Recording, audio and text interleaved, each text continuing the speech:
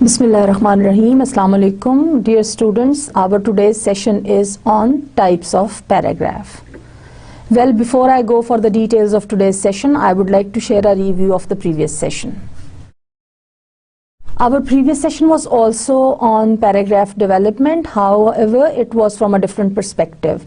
In the previous session, we shared what is a paragraph. I talked about the importance of paragraph as a basic unit in developing any composition or piece of writing. In that session, I also talked about the selection of topic sentence and controlling idea.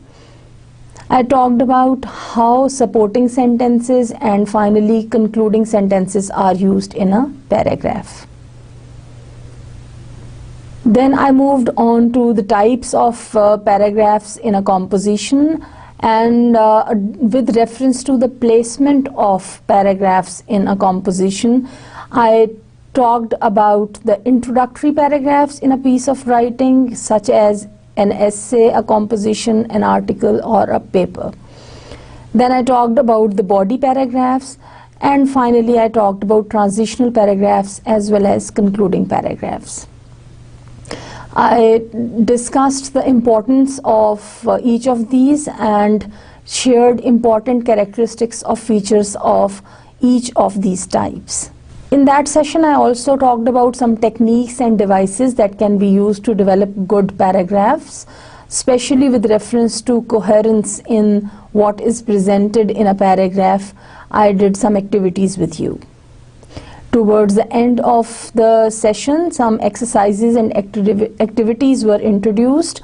The purpose of the activities was, number one, to help you revise what you had learned through the session. Number two, have some practice in the application of the basic rules regarding the development of a paragraph. With this, we move on to the current session.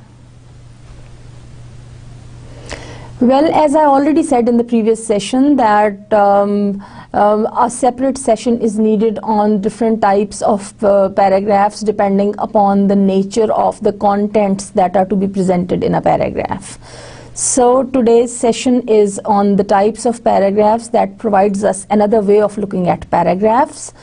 Mainly we would deal with the different types, which include descriptive paragraph, narrative paragraph, expository paragraph, argumentative and persuasive paragraph, defining paragraph, comparison and classification paragraph, process-oriented paragraph, and finally evaluative paragraph.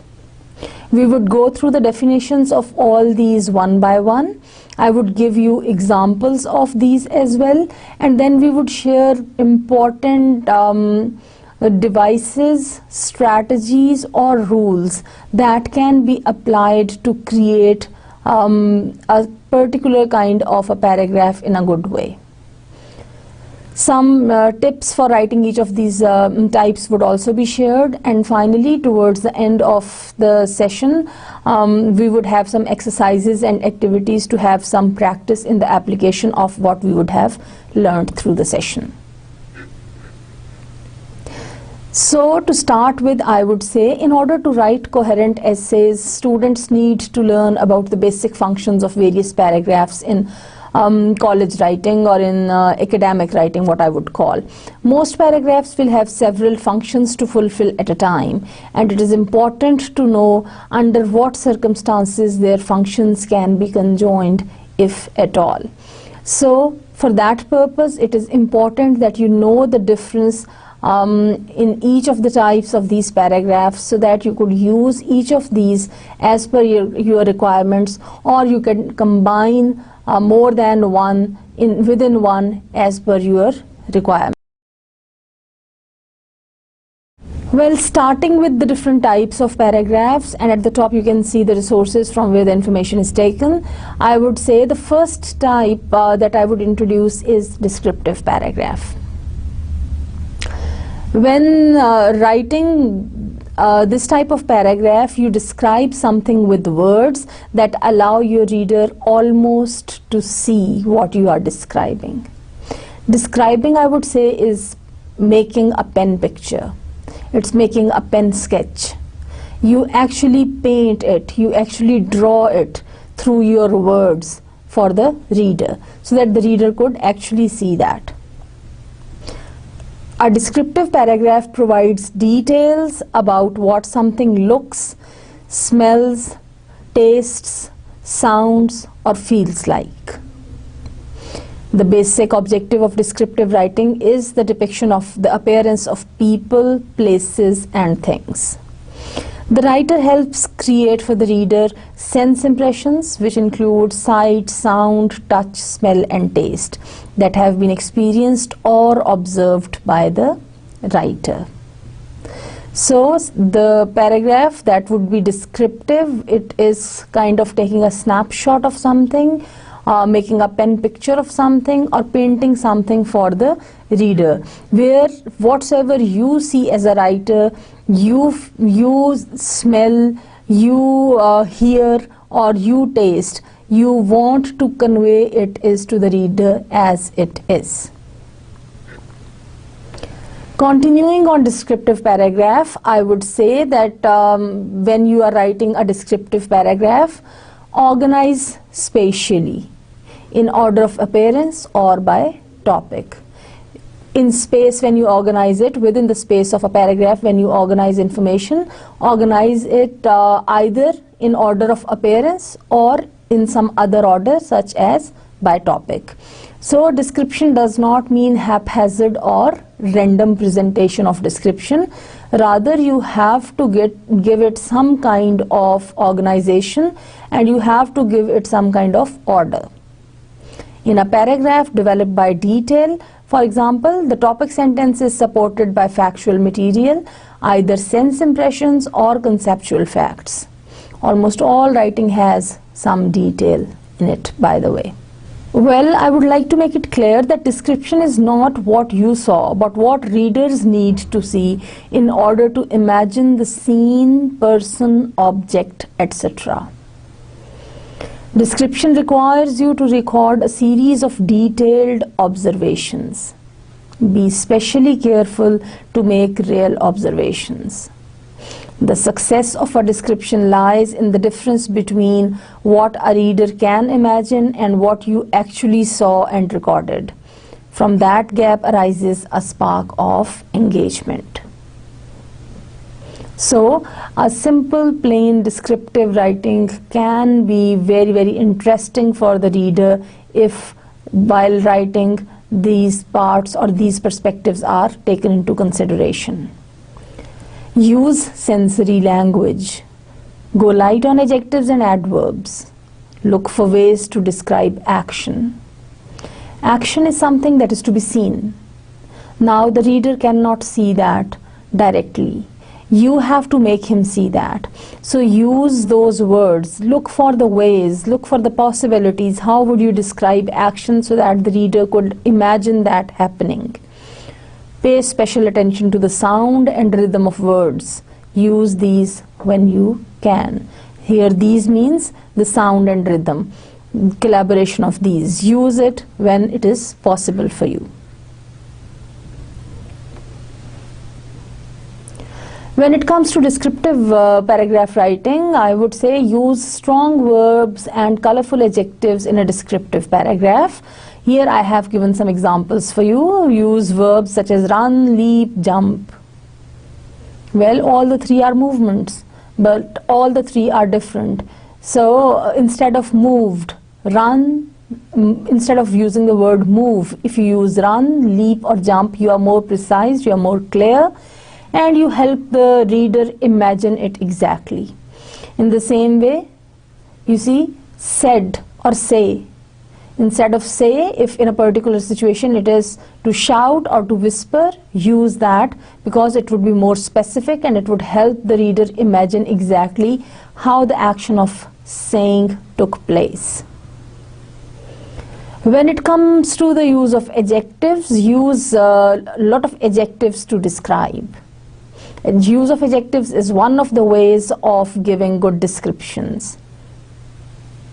Help the reader to understand what you see, sense, smell, touch, etc., by using adjectives such as smelly, disgusting, gorgeous, radiant, brilliant, black, tall, etc. Look at the following sentence. Rather, I have two sentences here with very strong verbs and colorful adjectives. Look at the first sentence. The petite young girl merrily skipped around the blossoming, fragrant bushes. Look at the choice of lot of adjectives that are used. Look at the strong verb that is used, and then the verb is supported by the adverb merrily skipped. The bushes are described in detail. The girl's description is given in detail. Two adjectives are used for each of these. Look at the choices. Blossoming, fragrant bushes. You can almost see the bushes, what kind of bushes these would be. Look at the second example. A strong putrid odor flowed through the musty air outside the garbage dumpster. Here each sentence actually lets the reader see and smell what is being described. This is what descriptive writing is about. Before I go on to the next type of paragraph writing, I would like to share more examples of descriptive paragraphs to give you some idea how they are to be used.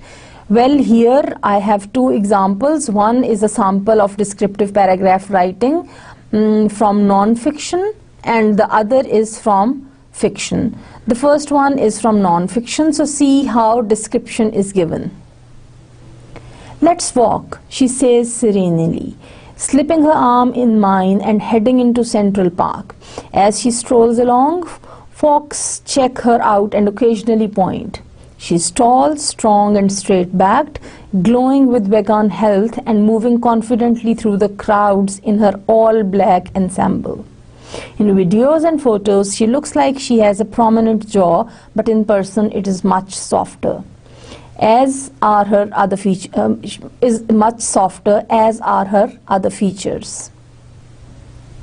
Windex blue eyes, glossy black hair. Her voice is gentle and melodious, and she looks you square in the eye when she speaks. Well, if you notice this paragraph, you would notice a few things.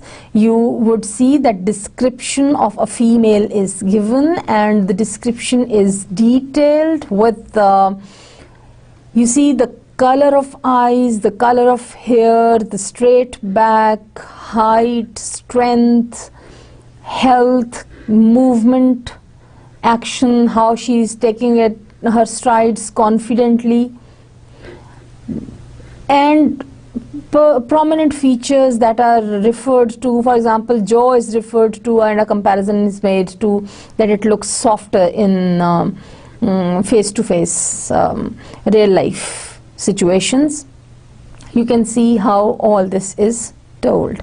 Compare it with another paragraph that is again of descriptive writing, but it is a sample that is taken from fiction. It was a tiny, grubby-looking pub. If Hagrid hadn't pointed it out, Harry wouldn't have noticed it was there. I hope आपको पता चल गया होगा. I have taken it from Harry Potter, and you can see the description. This is the description of a tiny, grubby-looking pub. The people hurrying by didn't glance at it. Their eyes slid from the big bookshop on one side to the record shop on the other, as if they couldn't see the leaky cauldron at all. In fact, Harry had the most peculiar feeling that only he and Hagrid could see it. Before he could mention this, Hagrid had steered him inside. For a famous place, it was dark and shabby. A few old women were sitting in a corner drinking tiny glasses of sherry. One of them was smoking a long pipe. A little man in a top hat was talking to the old bartender, who was quite bald and looked like a toothless walnut. The whole buzz of chatter stopped when they walked. Well, the beauty of the paragraph is that the whole scene can be imagined by the reader. It is so very well presented by the writer. She has written it in such a way that we can almost see everything as it is happening around. So my dear students, these were two examples of how descriptive writing or descriptive paragraphs can be used both in fiction and non-fiction. The nature of word choices can vary according to the fiction or non-fiction or according to the nature of particular piece of writing you are writing for your academic purposes. However, the success as a writer is that everything can be visualized by the reader. With this, we move on to the next type of paragraphs. The next type is narrative paragraph. This type of paragraph describes one primary topic and narrates or tells a specific story. It usually involves one main happening, event, adventure, or scene. The basic objective of narrative writing is the recreation of a sequence of events. The elements of a good narrative are characters, a natural time sequence, plot, dialogue, and a point worth considering. That is something that is to be established through all that. Well, for writing narratives, कहानी लिखने के लिए, बयान करने के लिए, something that has taken place, something that has happened, an event or a happening, you need to follow certain rules. The tips for that are: number one, to tell the story, go chronologically from start to finish. Most of the times when you describe something that has taken place, something that has happened, some event, some adventure, some scene, it is always easy to present it chronologically, which means present it in the sequence it happened. This sequential presentation of the events adds up to the story. Well, normally the story has to be chronological, though sometimes you can use flashback. जिस तरह से real life में होता है कि you sit and sometimes when you are doing something, you think about something that has happened in the past and again you are in the present. In the same way, in flashback, some character in the story may present something. So it would not be in chronological order then, but then this can be used as a technique. Especially when it comes to novel writing or story writing, then yes, it is helpful. Another tip for narrative paragraph writing is that start with the topic sentence that grabs the reader's attention. As I have already said, that the purpose of a narrative paragraph is to present a point worth considering through the narrative of characters and time sequence and plot and dialogue.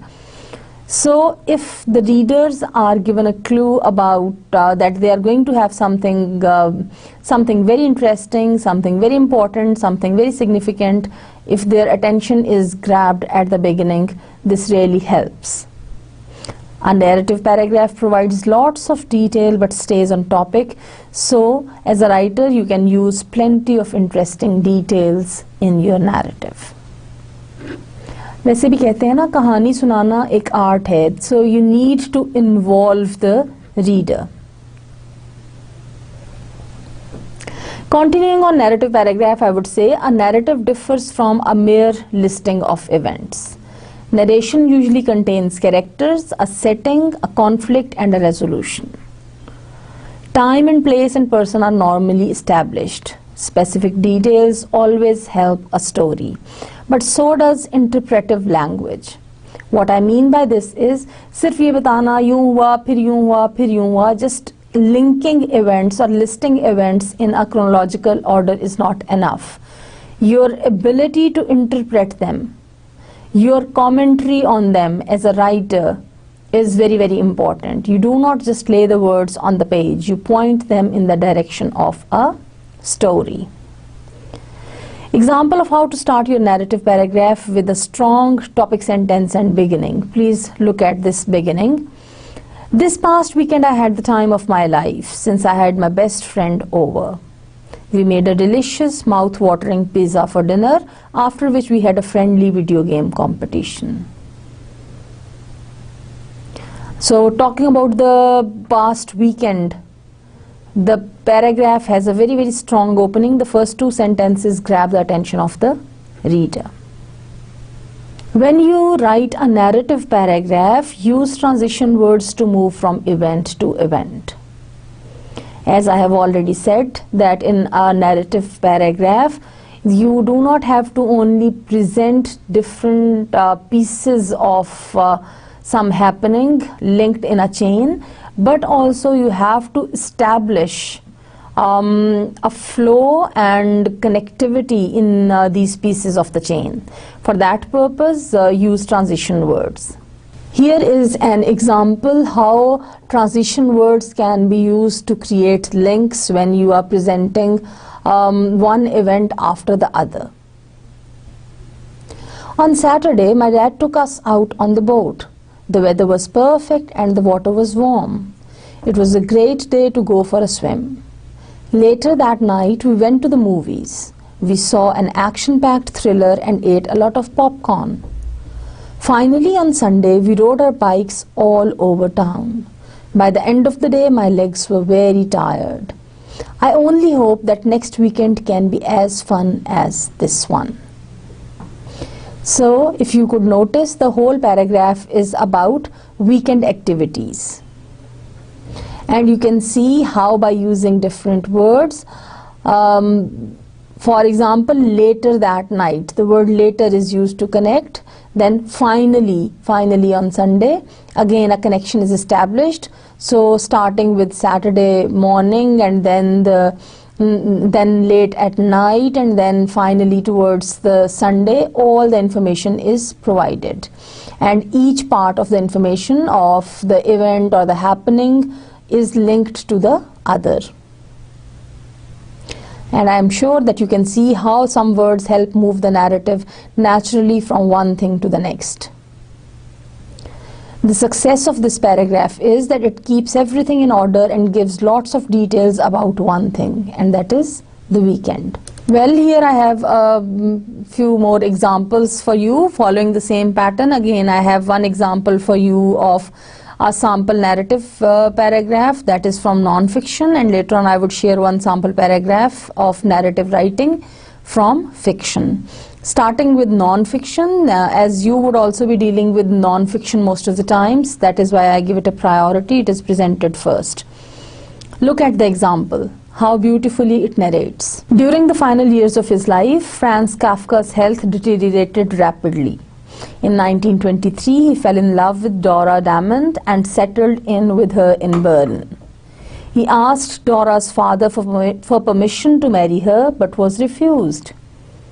In the winter of 1923-24, he moved into a series of clinics and sanatoriums. He died, Dora at his side, on June 3, 1924, at a sanatorium in Kaerling near Vienna. His surviving family, including his sisters, all perished several years later in Nazi concentration camp.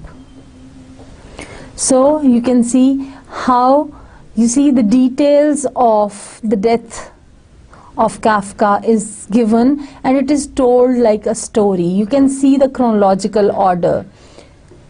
During the final years of his life, what happens? Initially, we are told that his health deteriorated. Then 1923, he fell in love with Dora. Then 1923-24 winters, he had to be admitted in different clinics and sanatoriums. He died June 1924. So you see, chronological order is followed.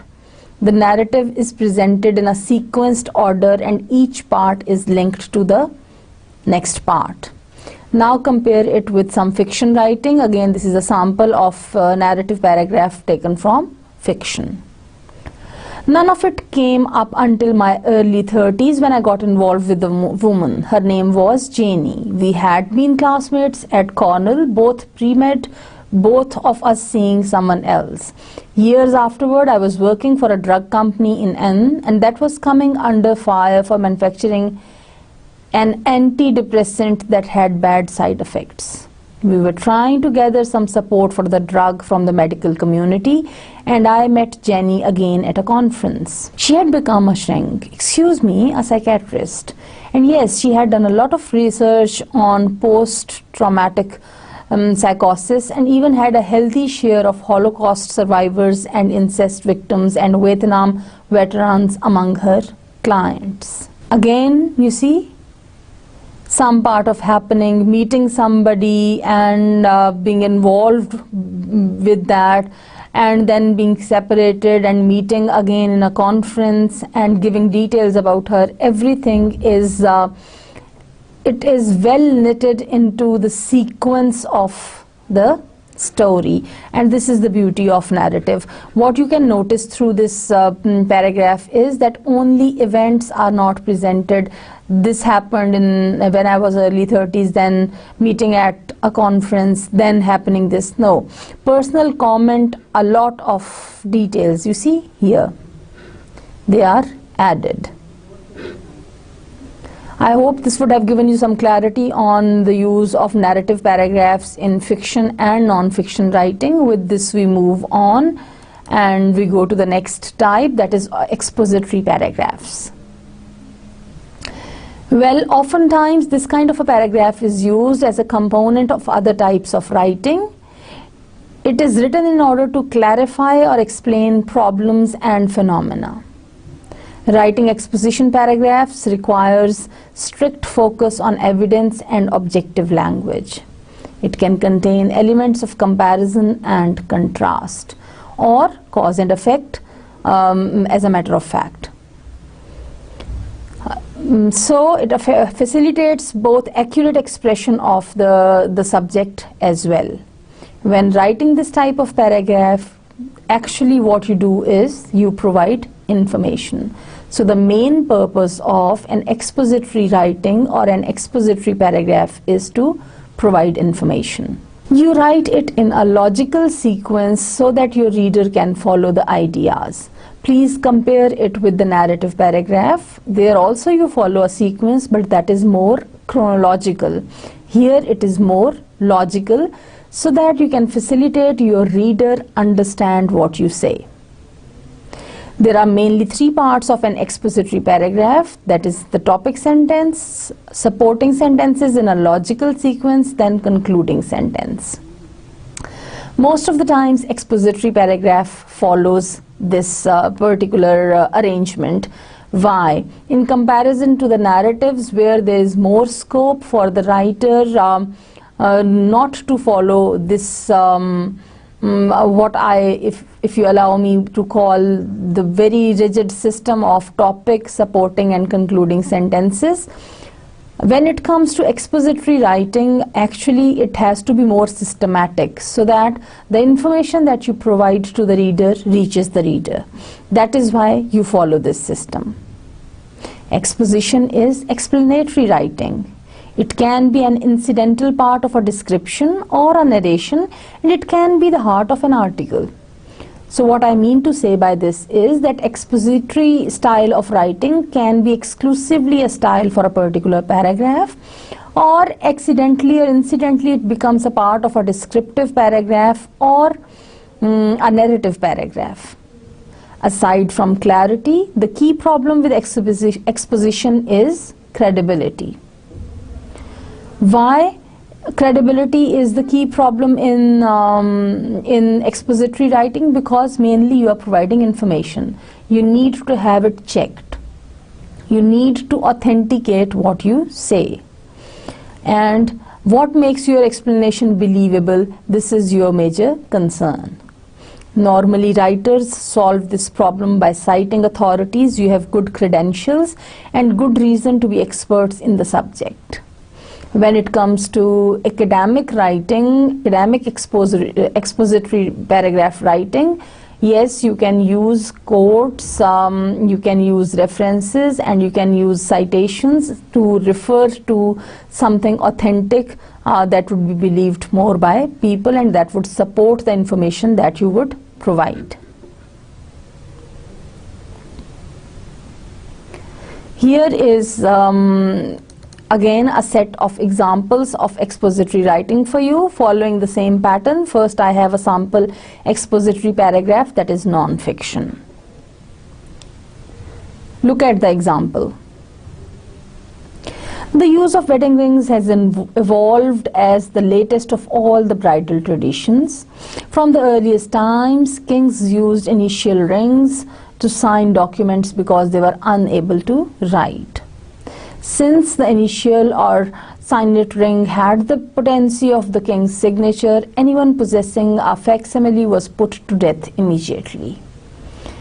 Later, during Greek times, when Alexander the Great died, his vast kingdom was, according to his instructions, divided among his generals.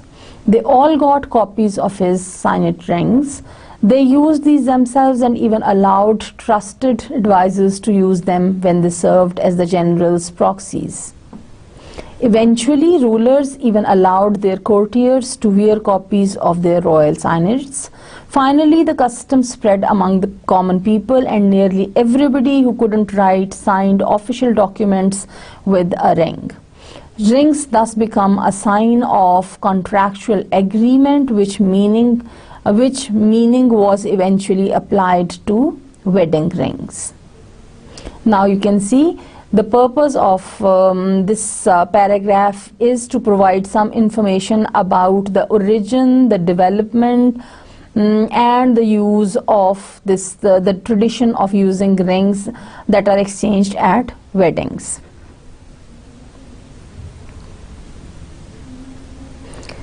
Look at another sample expository paragraph. This time I have taken it from fiction. Look at the example how again details of information are provided and they are logically sequenced. Many of the Jews of Iberian origin had long ago been robbed of the knowledge of their rituals, forced during the times of the Inquisition to convert to the Catholic faith. These so-called new Christians were sometimes sincere in their conversions, while others had continued to practice their religion in secret. But after a generation or two, they often forgot why they secretly observed these now obscure rules or rituals. When these secret Jews fled Iberia from the Dutch states, as they began to do in the 16th century, many sought to regain Jewish knowledge. My father's grandfather had been such a man, and he schooled himself in the Jewish traditions. Even studying with the great Rabbi Manasseh ben Israel, and he raised his children to honor the Jewish traditions. So you see, again some information is provided about particular people, their origin, their shift, etc. But it is logically organized, and the writer has tried to make the information authentic by using the names of places and references to people, etc. With this, we move on to the next type of paragraph writing.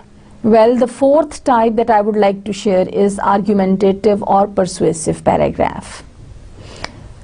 This paragraph is of the kind of writing used widely in editorials and columns, and it uses a direct exhortatory approach, that is, believe me and do it, which means the purpose is to argue and to persuade, to convince. A persuasive paragraph may also serve as the message of, okay, now get up and act, which means to persuade somebody to do something, to take some action.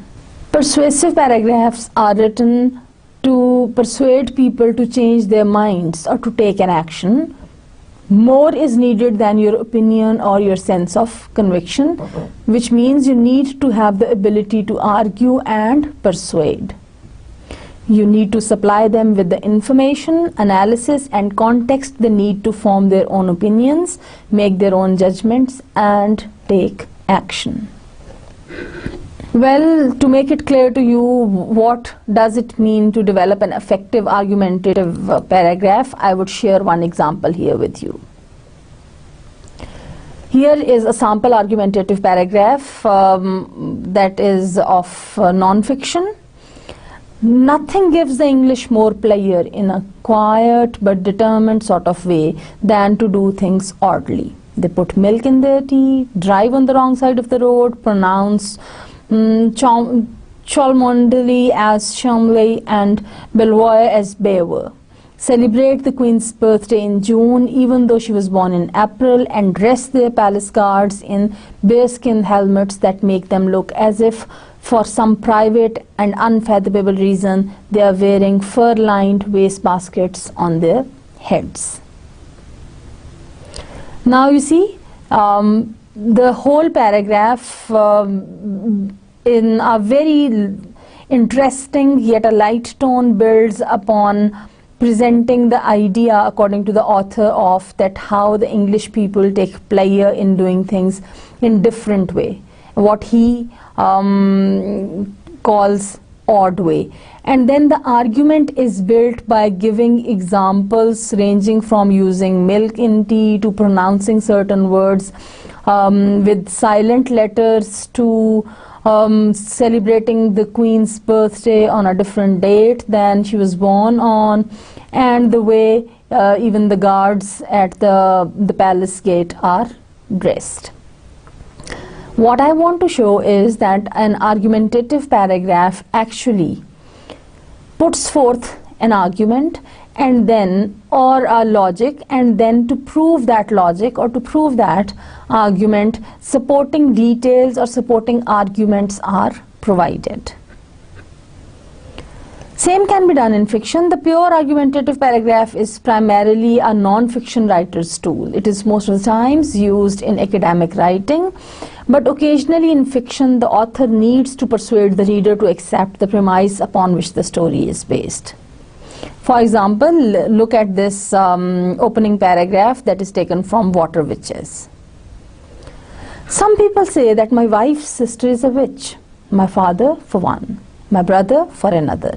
And while I will not dispute their use of the term when they are merely alluding to her somewhat contrary nature, I do take issue with them when they use the word to malign what she believes in her calling. After all, it is a calling that to a lesser extent my wife hears as well. No, my sister-in-law is no witch, at least not literally. She, along with my wife and my mother-in-law, is simply a dowser. She is capable of finding underground water with a stick. She is capable of divining underground water with a stick. And unlike my wife and my mother-in-law, she is an active dowser. She does not merely have the power, she uses it.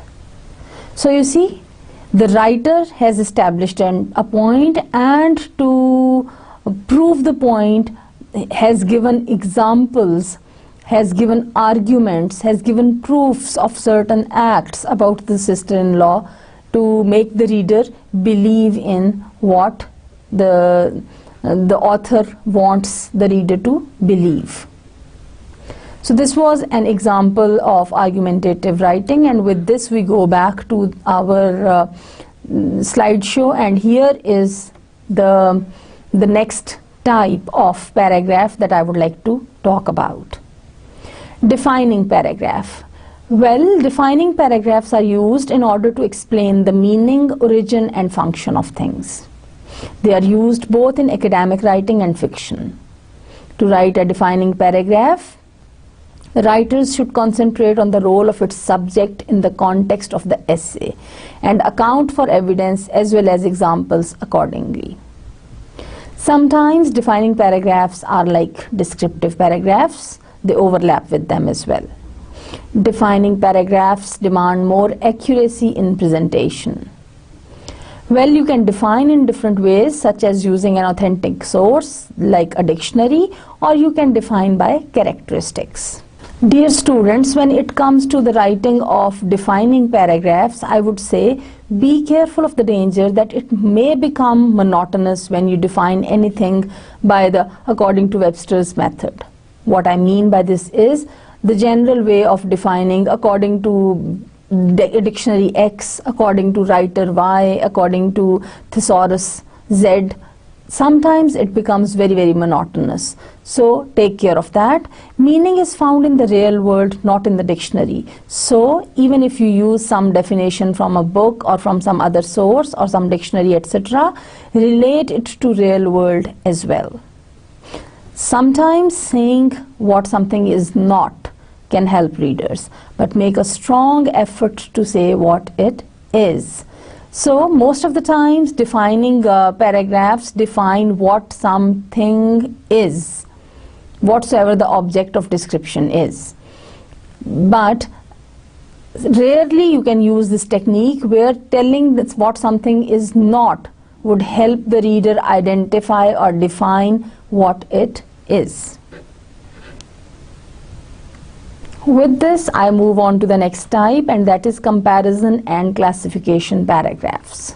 When it comes to the writing of a paragraph of comparison, it is a helpful technique that you use comparisons that will benefit. So again, you need to have some logic in presenting your comparisons. Before writing a comparison, draw up a chart and fill it in, which means mind map for yourself to make certain you have all the elements necessary to write a comparison. If you do not make such a chart, there is a chance you will have loopholes in your comparison. So kind of mind mapping, making a table or a graph or a chart where you can make comparisons and contrasts, and then you put it in front of you as your rough work before you start writing, really helps you organize. Devise a system of presenting comparisons once you have devised or made that chart. Above all, tell at the beginning about that system. और सबसे important बात ये है कि the system in which you would present the comparisons. For example, if you are comparing Muslim women with the Western women, you can have different ways of presenting these comparisons. Talk about that system. How would you compare? You would compare in terms of their responsibilities, in terms of their activeness, in terms of their role, in terms of how they are defined and given role in their religions, etc. जिस भी system के तहत आप उसको present करना चाह रहे हैं, it is important that at the outset of the paragraph you mention that, because then it becomes easier for the reader to follow the comparison that you present.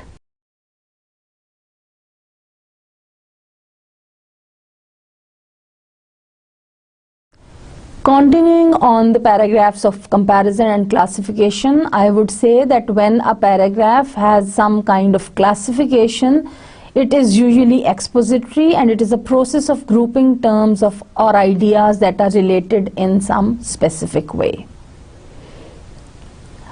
A way of classification is through comparison as well. Writing classification paragraphs requires a more varied approach. It should be concentrated on defining as well as making relevant comparisons. In other words, writers should classify the subject of the paragraph in a specific context, providing comparisons to corresponding ideas. Classification can be performed on multiple levels. For example, semantic, that is comparing different meanings of things; linguistic, that is using vocabulary to show those comparisons or contrasts, and many more. As far as the seventh type of paragraph writing is concerned, the seventh type of paragraphs is process analysis paragraphs. A process analysis paragraph explains how something works step by step. Perhaps such a paragraph would follow a sequence where you can say first, second, third. So you would logically organize the information. Writing about a process is a rhetorical strategy that reports a sequence of actions by which something is done or made. A process usually proceeds chronologically. First do this, then do this. Think of all the recipes that you find written. They are most of the times process analysis. Think of the working of any machinery, that is process analysis. In describing how a process happens or how to perform a series of actions, always think of your readers. Can they follow this? Sometimes the purpose of process analysis paragraph is to present a process to be followed by the reader, such as in the case of a recipe, in the case of For example, if some machinery or some device that is not working, and if you are teaching through a process analysis paragraph how it can be corrected. So in that case, be sure that you give all the information, especially the instruction part, in such a way that it can be easily understood and then followed. A good way of doing that is analyze the process into a series of steps. Put the steps into sequence. Then isolate the steps, number them or give them a logical sequence. Now it can be a logical sequence or a chronological sequence. Any of these can work depending upon the nature of the topic. An additional thing in this regard is that you can use illustrations keyed to the steps when appropriate. People can often read diagrams better than they can read lists of steps. So if the context allows, then you can give an illustration. And finally, always ask an outsider to read your process analysis to see if it can be followed. Once you are close to a subject, it is difficult to know when you have left something out. आप बहुत करीब से उसको देख रहे होते हैं ना, so maybe sometimes you skip something. So when you write something as process analysis, give it to somebody to read. अगर उसको पढ़ के समझ आ रही है, it means you have presented it in logical sense.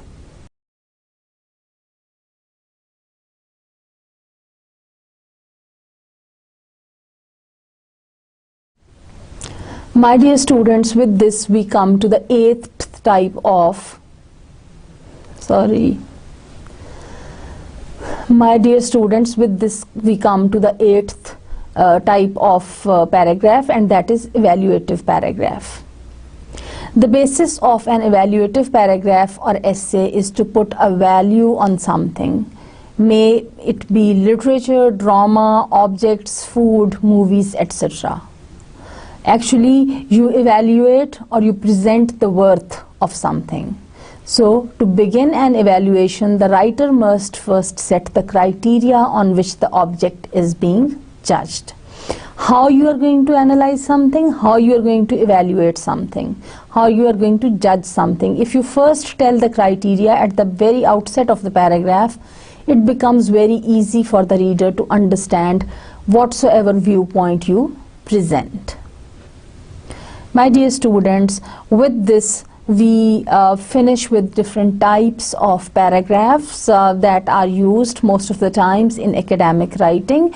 You may come across some other types as you do some independent reading. However, I have covered the main types, and sometimes you would come across some terms or some names or types of paragraphs that would actually be the synonyms of the terms that I have presented. So don't be worried about those. The basic types I have covered.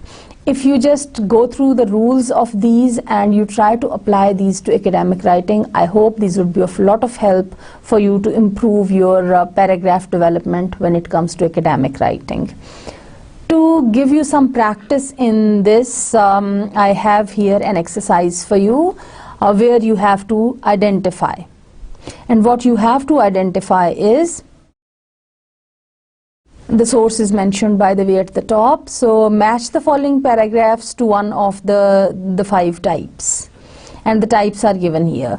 What is done here is you would see a paragraph, and then there are different types of paragraphs. Their names are mentioned. You have to tell what type of paragraph it is.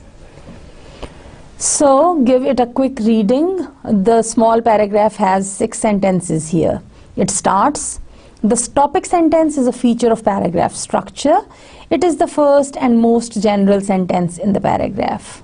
This sentence states the subject and the controlling idea for the rest of the paragraph. The sentences that follow the topic sentence provide relevant evidence to support the point that is made in the topic sentence.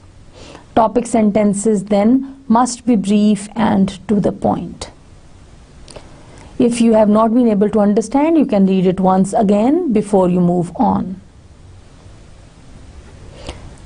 Now try to identify out of these types that are given here, the 5 types, which type of paragraph it is. paragraph of chronological order, paragraph of description, of argument and persuasion, of explanation, or a paragraph of comparison and contrast. You can look at the paragraph once again and then you can decide for yourself. It is a paragraph of explanation. The paragraph explains what a topic sentence is and what is its positioning in the paragraph. With this, we move on to the second example. In the second activity here, you again have a paragraph with 6 sentences. Let us read it. The development of an assignment essay follows a number of sequenced steps. Firstly, you must analyze the question very carefully so that your essay answers the set question. Next, you should brainstorm the topic of the essay and seek out some relevant sources of information. Once you have a good grasp of the scope of the question, you should construct an essay plan that details your approach to answering the question. This plan is then followed by the development of a draft answer. Lastly, and most importantly, your written work must be refined by careful editing and proofreading. I hope you have understood the paragraph. If you still need to read it once again, you can stop here and do that. Now you have the options whether it is a chronological order paragraph, a description paragraph, an argument and persuasion paragraph, an explanation paragraph, or a compare and contrast paragraph.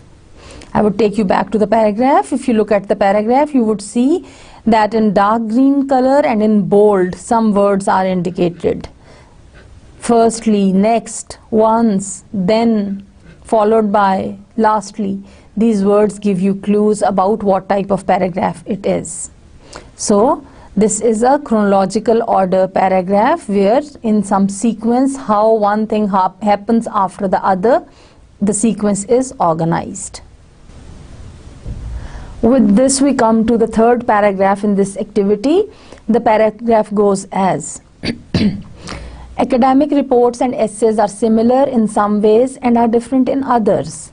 They are similar because both use a formal academic style incorporating references and are written in paragraphs.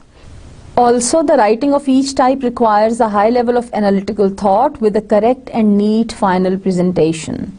The report is different from the essay because it usually presents information, whereas the essay focuses more on argument. They are stylistically different in that the report uses numbered headings and dot points. These features are not usually encouraged in essays.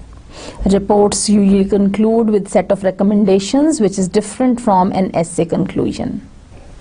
I hope you would have noticed that in this 7 sentences paragraph, there were certain words that are pointed out here in bold and in a comparatively darker shade of green. And these words provide you actually clues about what type of paragraph it is. Similar, similar, both, also, different, whereas, different, different from. What you could have noticed is that this is a paragraph of comparison and contrast. All the words that I have highlighted here for you, they give clues about what type of paragraph it is. And the fourth paragraph on the list of the activity that we have is, for students to understand writing, it is essential that they have an explicit understanding of topic sentences. If a topic sentence is well written, that is, it is doing its job of summarizing the paragraph, then it helps the writer to write clear and acceptable paragraphs. Additionally, a reader can use topic sentences to scan paragraphs for an overview of the meaning of whole articles and chapters of writing. Therefore, a precise understanding of the function of topic sentences opens up the world of academic writing and reading for the learner. Only 4 sentences are there in this paragraph, and I hope you would have been able to see whether it is a chronological order paragraph or a description paragraph, an argumentative and persuasion paragraph, an explanation paragraph, or a paragraph of comparison and contrast. Look at the word choices that are made. Additionally, therefore, if, then. So all these words show that the writer is establishing some argument. So it is argumentative and persuasive. It tries to convince, the author is trying to convince in the paragraph that to understand writing, it is essential for the students to have an understanding of the topic sentence. And the writer has given some arguments about that. The last paragraph that we would do under this activity goes as following. Assignment writing as a method of assessment is only a fairly recent academic activity. Towards the end of the 19th century, most higher education assessment was dominantly oral. At the turn of the century, academic research became a popular activity, thus creating a writing culture. Up to the mid-1960s, most essay writing for assessment was done under exam conditions and mainly in arts subjects. Setting assignment tasks has been a feature of university coursework since the 1960s, when the role of essays as assignments became recognized for its educational advantage.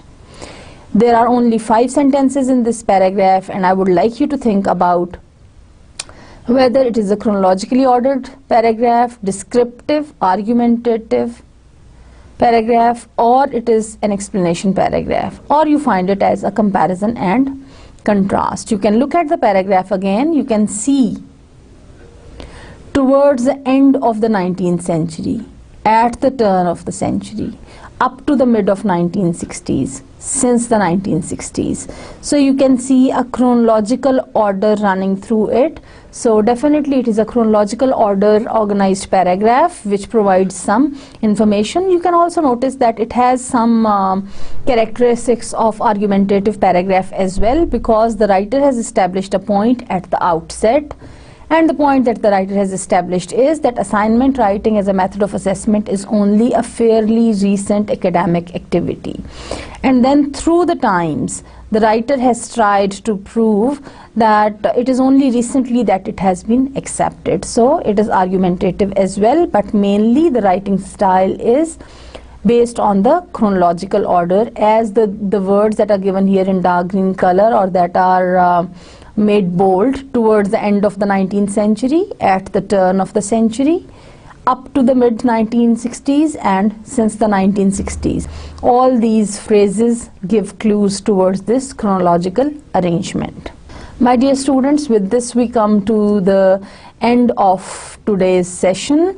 But before I wind up, I would only say, once you have worked on a paragraph, don't rush, don't be in a hurry. Just edit it for certain things. Check that thoughts are linked. It is very important. Check the appropriacy of language. Check the spelling and grammar. Edit it for any kind of sentence errors if you have. Remove redundancy. If there is any unnecessary repetition, remove that. And finally, see whether it is coherent, whether it has the unity of thought or not. If there is something irrelevant in the paragraph, remove that before you submit it or before you go on to the next.